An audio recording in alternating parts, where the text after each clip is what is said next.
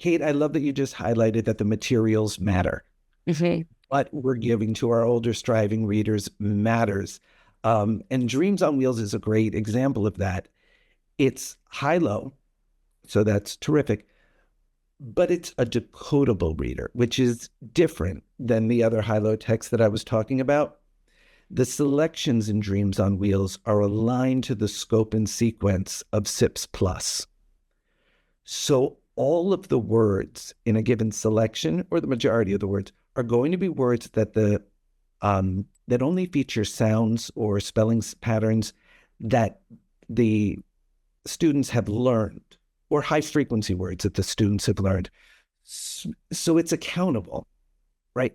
The students have the skills to decode all of the words in a selection, even if um, they're still working on CVC words or just words with long vowels with final E.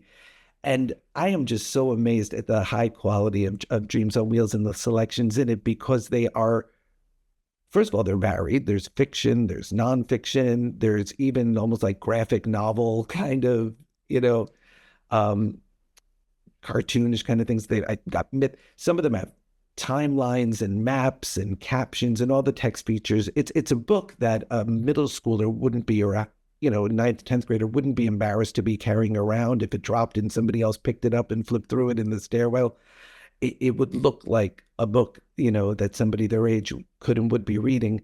But each of the selections is decodable, so the kids can confidently read all of it.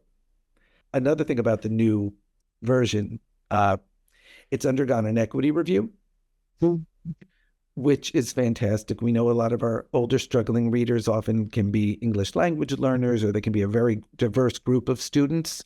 So the fact that there is more representation is phenomenal. One of the things I love about collaborative classroom is they understand the difference between true representation and tokenism. So like it's it's high quality, relevant, accessible materials.